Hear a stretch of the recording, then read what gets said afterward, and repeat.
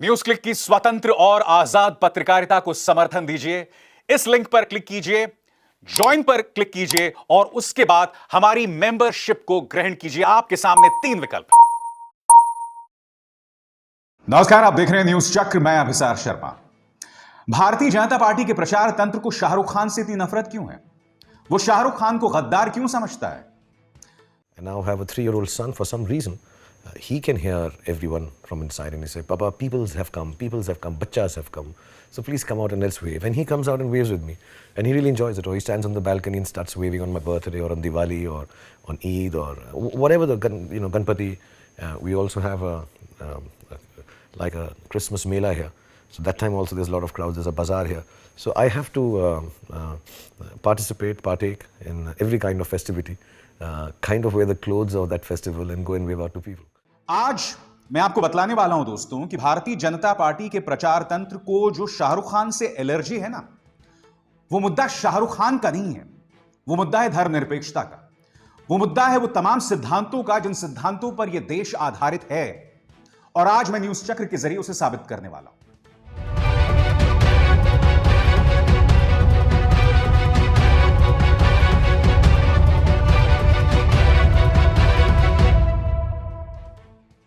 जैसे कि आप जानते हैं, शाहरुख खान के बेटे आर्यन खान को नारकोटिक्स कंट्रोल ब्यूरो ने गिरफ्तार कर लिया और शाहरुख खान के बेटे आर्यन खान के खिलाफ अब तक नारकोटिक्स कंट्रोल ब्यूरो के पास ऐसा कोई प्रमाण नहीं है जिसके अंतर्गत उन्हें गिरफ्तार किया जाए। यह मैं आगे जाके आपको बताऊंगा। आज भी यह मामला अदालत के सामने आया और अदालत के सामने जब यह मामला आया तो नारकोटिक्स कंट्रोल ब्यूरो ने कहा कि आर्यन खान के खिलाफ सबूत पेश करने के लिए हमें 1 हफ्ते का वक्त चाहिए। इन लोगों ने दोस्तों इतने दिनों तक तैयारी की, इन्होंने इतनी गिरफ्तारियां की, अभी भी इनको 1 हफ्ते का वक्त चाहिए। अदालत ने फिलहाल इन्हें बुधवार तक का समय दिया है, जिसका अर्थ यह हुआ कि आर्यन खान बुधवार तक जेल में रहेंगे। इससे पहले कि मैं आपको बतलाऊं कि शाहरुख खान से दरअसल भारतीय जनता पार्टी के प्रचार तंत्र को क्या दिक्कत है, मैं आर्यन खान वाले मामले में कुछ तथ्य आपके सामने रखना चाहूंगा। दोस्तों, पिछले ही हफ्ते इन 3 लोगों को, 11 लोगों को नारकोटिक्स कंट्रोल ब्यूरो ने हिरासत में लिया। इन 3 लोगों को, जैसे कि आप इस वीडियो में देख सकते हैं, रिहा कर दिया गया। ये 3 लोग कौन हैं? ऋषभ सचदेव, आमिर फर्नीचर वाला और प्रवीण गाबा। ऋषभ सचदेव भी उसी क्रूज के अंदर थे, आमिर फर्नीचर वाला भी उसी क्रूज में थे और यही नहीं, प्रवीण गाबा भी उसी क्रूज में थे। इनमें से ऋषभ सचदेव पर अगर आप गौर करें तो ये भारतीय जनता पार्टी के एक नेता के साले साहब हैं। अब यह सवाल उठा रही है एनसीपी कि इन्हें इसलिए रिहा कर दिया गया है क्योंकि ये भारतीय जनता पार्टी से जुड़े हुए हैं। और बात यहां नहीं रुकती, खुद नारकोटिक्स कंट्रोल ब्यूरो कह रही है। आप इन दोनों खबरों में देखिए, ये टाइम्स ऑफ इंडिया की खबर है, ये इंडिया टुडे की खबर है। दोनों खबरें आपके सामने कह रही हैं कि शाहरुख खान के खिलाफ हमारे पास कोई प्रमाण नहीं है। शाहरुख खान के बेटे के खिलाफ जो है हमें कोई ड्रग्स नहीं मिले। जब हमने उन्हें पकड़ा था, उन्हें ड्रग्स नहीं, उनके पास ड्रग्स नहीं थे। बात यहां तक नहीं रुकती है।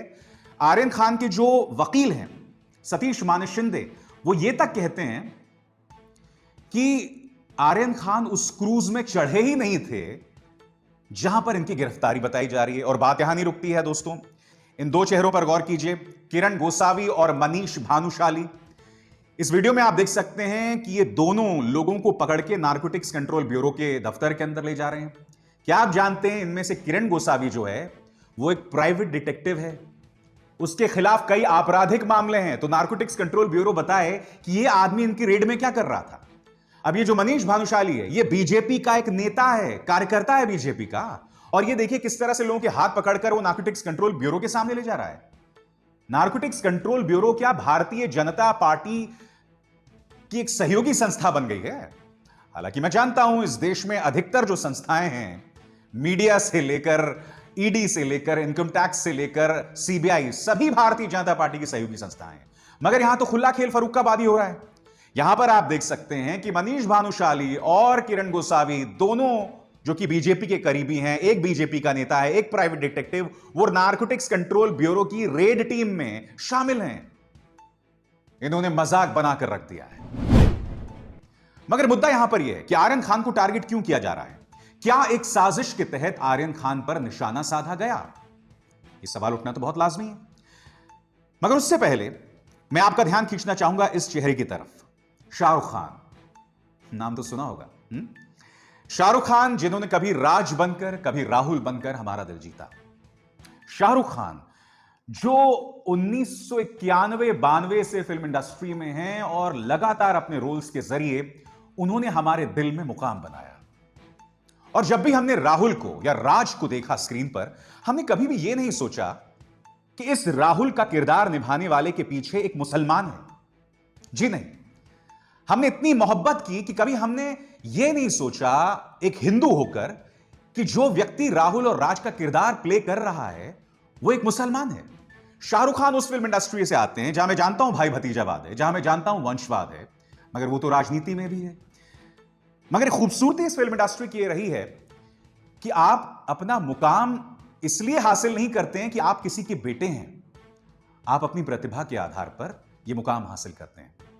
भारतीय फिल्म इंडस्ट्री की खूबसूरती यह रही है कि बेशक आप मुसलमान रहे हो, मगर व्यवस्था आपके खिलाफ काम नहीं करती है। कुछ नामों पर गौर कीजिए दोस्तों। मुगले आजम के डायरेक्टर के आसिफ साहब, दिलीप कुमार, मधुबाला, वहीदा रहमान, जावेद अख्तर, खय्याम साहब, ये जो तमाम नाम हैं, ये लोग मुसलमान हैं, मगर ये वो लोग थे जिन्होंने इस इंडस्ट्री में अपना मुकाम बनाया और इंडस्ट्री ने कभी पलटकर इन पर उंगली नहीं उठाई कि तुम मुसलमान हो। मैं आपको बताना चाहूंगा, मेरे एक दोस्त हैं और कांग्रेस की नेता भी हैं, यास्मीन किदवाई। उन्होंने एक डॉक्यूमेंट्री बनाई थी। इस डॉक्यूमेंट्री के अंदर, नाम था इसका फिल्मिस्तान, और इस डॉक्यूमेंट्री के अंदर रूमी जाफरी जो कि लेखक हैं, उन्होंने बहुत ही खूबसूरत बात कही। उन्होंने कहा कि यह फिल्म इंडस्ट्री कभी आपसे यह नहीं पूछता कि आपका मजहब क्या है। यह फिल्म इंडस्ट्री आपको आपके मुकाम पे पहुंचाता आपकी प्रतिभा के मुताबिक। क्यों? क्योंकि इसकी जमीन पर आधारित है धर्मनिरपेक्षता, और उस जड़ को भारतीय जनता पार्टी नहीं हिला सकी है। मैं चाहूंगा रूमी जाफरी साहब क्या कह रहे हैं, फिर मैं इस चर्चा को आगे बढ़ाता हूं। असली जो हमारा हिंदुस्तान है वो अब आप किसी भी एंगल से सोच लीजिए। अगर आप नेशनल इंटीग्रेशन के लिए देखें, इंटरटेनमेंट के लिए देखें, म्यूज़िक के लिए देखें, पोइट्री के लिए देखें, असली जो हिंदुस्तान है उसको रिप्रेजेंट करता है तो सिर्फ हमारी फिल्म इंडस्ट्री करती है। और हिंदुस्तान का जो असली स्वरूप जो आज़ादी के बाद सोचा था वो भी सिर्फ हमारी फिल्म इंडस्ट्री में है। यहाँ पे आपका नाम और आपकी ज़ात, आपकी कौम है ना, उससे आपको काम नहीं मिलता, ना उससे इज़्ज़त मिलती। आपको सिर्फ अपने काम से इज़्ज़त मिलती है। आप यहाँ पे हिंदू आदमी मुसलमान का रोल करता है, मुसलमान हिंदू का रोल करता है। यहाँ पे शकील बदायूनी भजन लिखता है, रफ़ी साहब गाते हैं, नौशाद कंपोज करते हैं। तो ये जो हमारी फिल्म इंडस्ट्री है, ये जैसा हिंदुस्तान हम चाहते हैं कि पूरा देश ऐसा हो। दोस्तों 1977 में एक फिल्म आई थी, अमर अकबर एंथनी। अमर, जिसका किरदार विनोद खन्ना ने प्ले किया, अकबर ऋषि कपूर ने, और एंथनी गोंजाल्विस अमिताभ बच्चन ने। आप जानते हैं उस फिल्म में सबसे ज्यादा तालियां किस किरदार के लिए बजी थी? एंथनी गोंजाल्विस के लिए।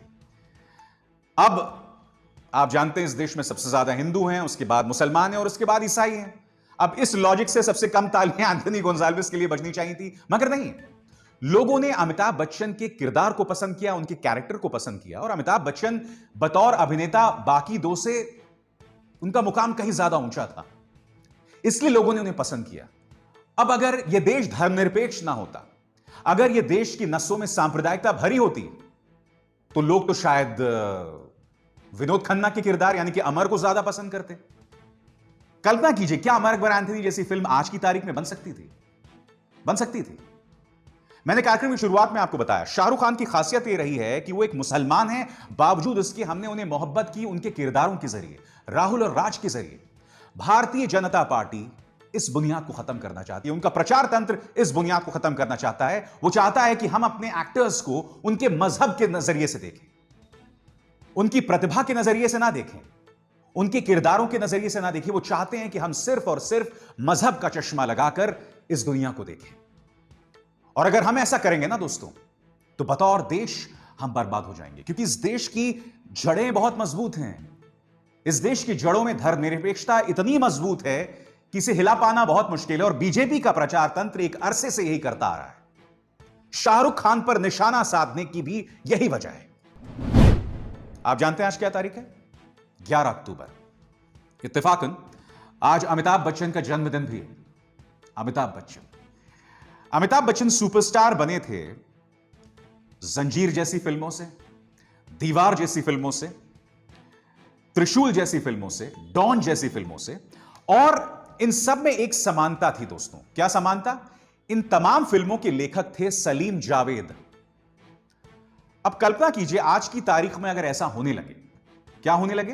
पहला, ये तमाम फिल्में बड़ी हिट हों, इनके लेखक मुसलमान हों, और आप जानते हैं इन तमाम फिल्मों में समानता क्या है? ये तमाम फिल्में व्यवस्था के खिलाफ थी, एंटी एस्टैब्लिशमेंट थी। अमिताभ बच्चन के बारे में कहा जाता था वो एक एंटी एस्टैब्लिशमेंट हीरो थे, यानी कि जो व्यवस्था चल रही थी उसके खिलाफ उसकी बगावत। यह थी अमिताभ बच्चन के किरदारों की खूबसूरती, जिसे लिखा था सलीम जावेद ने। मगर जब भी हम ये फिल्म देखते थे हम ये नहीं कहते थे कि दो मुसलमानों ने ये फिल्में लिखी हैं। अब कल्पना कीजिए दोस्तों, दीवार अगर आज की तारीख में रिलीज होती, जंजीर अगर आज की तारीख में रिलीज होती, क्योंकि ये किरदार सलीम जावेद ने लिखे हैं, क्योंकि ये किरदार व्यवस्था के खिलाफ हैं, एंटी एस्टैब्लिशमेंट हैं, तो क्या हम अमिताभ बच्चन को एंटी नेशनल बोलते, अर्बन नक्सली बोलते? दोस्तों, आज की तारीख में जो प्रोपेगेंडा चल रहा है, मुझे ताज्जुब नहीं होता अगर आज की तारीख में दीवार बनती तो ये लोग अमिताभ बच्चन को एंटी नेशनल बोलते, अर्बन नक्सली बोलते।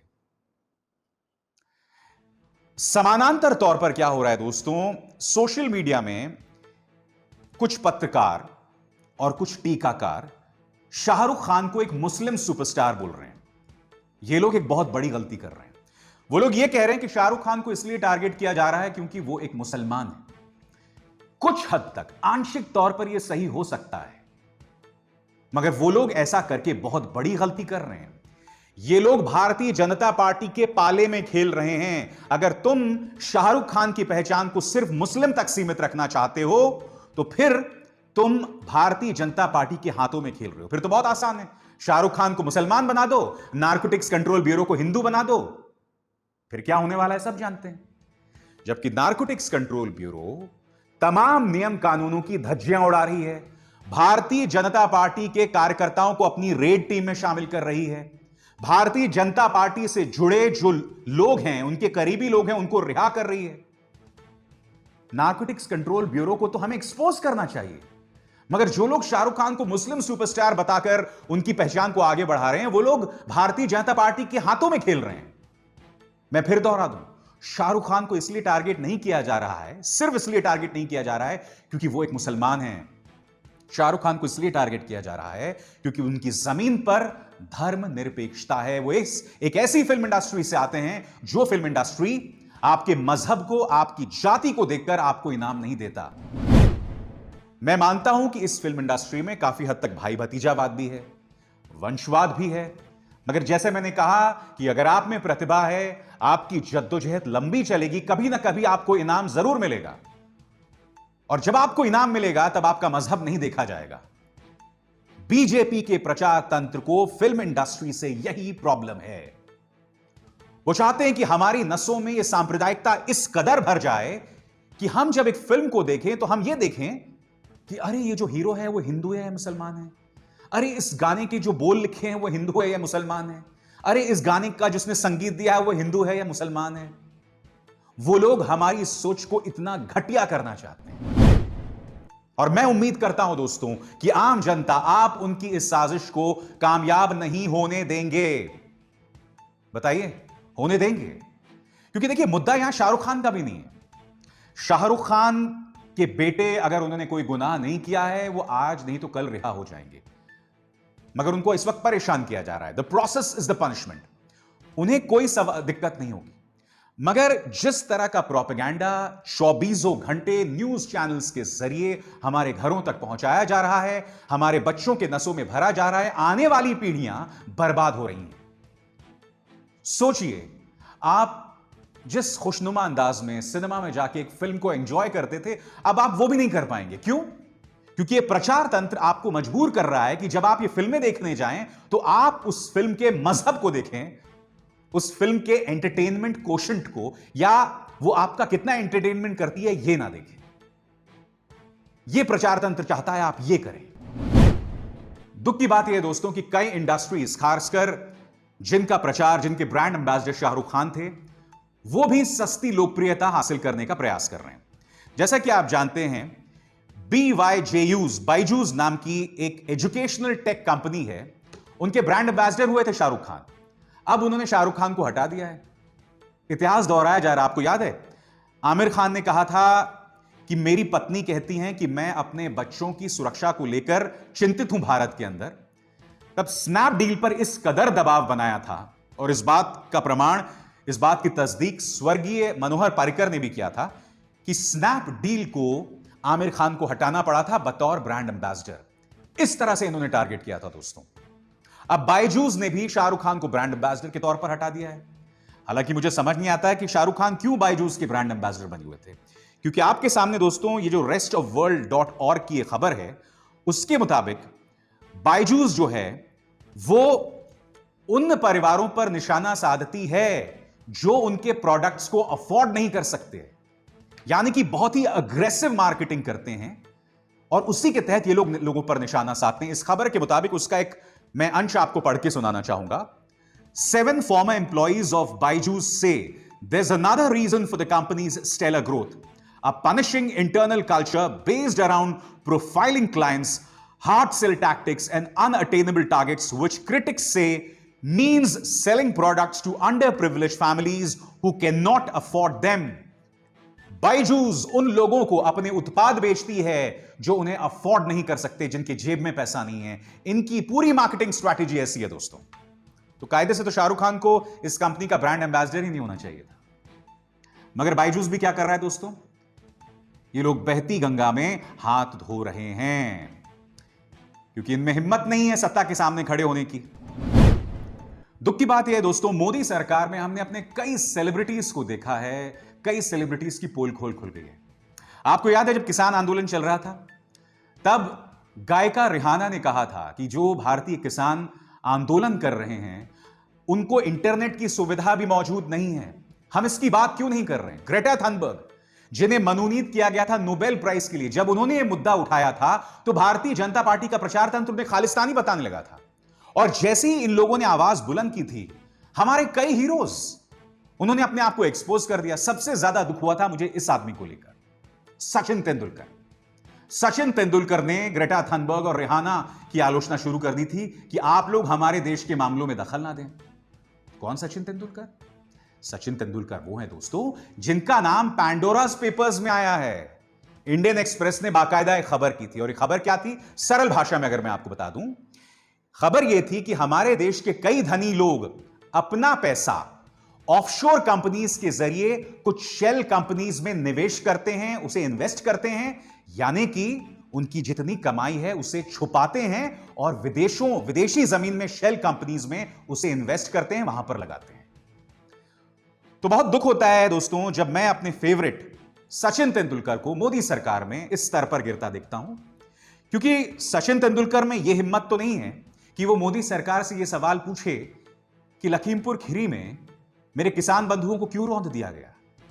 सचिन तेंदुलकर ये सवाल पूछेंगे, अक्षय कुमार ये सवाल पूछेंगे, क्योंकि 2014 से पहले जब उस वक्त की सरकार अपने नागरिकों पर दमन नहीं करती थी, दबाव नहीं डालती थी, तब अक्षय कुमार पेट्रोल की कीमत पर खुल के बयान देते थे, तब अमिताभ बच्चन पेट्रोल की कीमतों पर खुल के बयान देते थे, मगर अब जाके इनकी बोलती बंद हो गई है।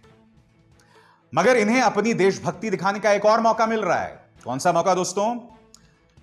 टेनिस की सुपरस्टार मार्टिना नवराटिलोवा ने एक ऐसा बयान दिया है जिससे बीजेपी की नींव हिल गई है। उनका बयान क्या है दोस्तों? हिंदुस्तान टाइम्स की एक खबर आई थी जिसमें अमित शाह यह बात कह रहे थे कि प्रधानमंत्री नरेंद्र मोदी तानाशाह नहीं है, और आजाद भारत के इतिहास में जितने भी नेता हुए हैं उनमें सबसे ज्यादा लोकतांत्रिक नेता मोदी हैं। यह बयान दिया था अमित शाह ने। इसके जवाब में मार्टिना नवराटिलोवा कहती हैं, यह मेरा अगला चुटकुला है, and for my next joke.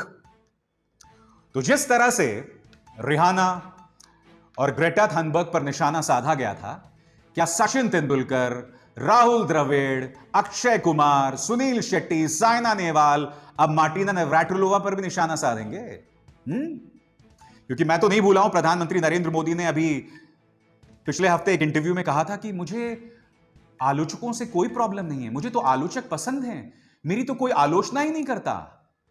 नहीं मोदी जी, दिक्कत क्या है, या तो आप उस आलोचना को सुनना नहीं चाहते, या फिर आलोचकों पर आप ईडी का इस्तेमाल करते हैं, इनकम टैक्स का इस्तेमाल करते हैं, कुछ को तो जेल भेज देते हैं आप। तो ये तो आप कहें ना। तो मार्टिना नवराटिलोवा ने एक तरह से फिर पोल खोल दिया यहां पर भारतीय जनता पार्टी सरकार की, जिसमें उन्होंने अमित शाह के उस बयान का मजाक उड़ाया है जिसमें उन्होंने कहा था कि भाई प्रधानमंत्री नरेंद्र मोदी तानाशाह नहीं है और इस देश के इतिहास के अब तक के सबसे लोकतांत्रिक नेता हैं। इसे मार्टिना नवराटिलोवा ने एक मजाक बताया है। आज हम सबको अपने गिरेबान में झांक कर देखना पड़ेगा कि हम बतौर देश क्या बनते जा रहे हैं। आर्यन खान के खिलाफ कोई ड्रग्स नहीं मिलता, वो अभी हिरासत में है। अजय मिश्रा, जिनके बेटे जो आरोपी था, एफआईआर में जिसका नाम शामिल था, उन्हें बड़ी मुश्किल से गिरफ्तार किया जाता है। और गिरफ्तार क्यों किया जाता है? उत्तर प्रदेश पुलिस में हिम्मत नहीं थी। गिरफ्तारी सिर्फ इसलिए होती है क्योंकि सुप्रीम कोर्ट ने नाखुशी जाहिर की थी उत्तर प्रदेश सरकार की जांच से। उन्होंने कहा था कि यह मामला अगर सीबीआई के सुपुर्द भी कर दिया जाए तब भी इस मामले का कुछ नहीं होने वाला है। और जैसे ही चीफ जस्टिस रमन्ना ने इस मुद्दे पर तल्ख तेवर अपनाए थे, उत्तर प्रदेश पुलिस सरकार हरकत में आई और फिर अजय मिश्रा के बेटे मोनू मिश्रा को गिरफ्तार करना पड़ा था। मगर अजय मिश्रा अब भी अपने पद पर बने हुए हैं। क्या यह लोकतंत्र है? बताइए, क्या यह लोकतंत्र है? क्योंकि अजय मिश्रा लगातार इस मुद्दे पर गलत बयानी करते देखे गए हैं। उन्होंने कहा साहब एक पत्थर मारा गया और उससे गाड़ी पलट गई और उसमें किसान दबके रह गए। आप सब जानते हैं दोस्तों, अब तक आप वो वीडियो देख चुके होंगे जिसमें गाड़ी आती है, पीछे से मार के चली जाती है। रमन कश्यप के बारे में कहा था किसानों ने मार मार के, लाठियों से मार मार के खत्म कर दिया। साफ तौर पर वो वीडियो सामने उभर कर आया था जिसमें वो थार, वो जो महिंद्रा थार है वो रुकती है, उसमें से भारतीय जनता पार्टी का एक नेता सुमित जायसवाल कथित तौर पर निकलता है, जमीन पर रमन कश्यप पड़ा हुआ होता है घायल। और फिर एक और वीडियो आया था जिसमें रमन कश्यप किसी तरह से वहां से भागते हुए आगे निकलने का प्रयास करता है। ये तमाम चीजें कैमरा पर मौजूद हैं। अजय मिश्रा लगातार झूठ बोल रहे हैं मगर उन पर कोई कार्रवाई नहीं की जा रही। ऐसे में क्या आप कह सकते हैं कि हमारा लोकतंत्र संपूर्ण है? ऐसे में अगर मार्टिना नवराटिलोवा हमारे देश की लोकतंत्र पर सवाल उठा रही हैं, देश के गृह मंत्री अमित शाह के बयान का मजाक उड़ा रही हैं, तो क्या गलत कह रही हैं भाई? क्योंकि 2014 से पहले इस देश की जनता में इतनी हिम्मत थी, इतना साहस था कि वो सत्ता पे बैठे लोगों से सवाल करती थी। आज आप में उतनी हिम्मत नहीं है। आप डर गए हैं। आपको धर्म का धतूरा इस कदर से चटा दिया गया है कि आपको लगता है साहब ये सरकार चलेगी तो देश में मुगलों का राज हो जाएगा। मगर साहब हम क्या करें? न्यूज चक्र का जो फलसफा वो यही है कि हम आपके सामने हकीकत पेश करते हैं और वो हकीकत अक्सर कड़वी होती है। उस कड़वाहट से मैं तो दूर नहीं जाने वाला हूं दोस्तों। वो कड़वाहट, वो हकीकत मैं आपके सामने लाते रहूंगा। अभिसार शर्मा को दीजिए इजाजत। नमस्कार।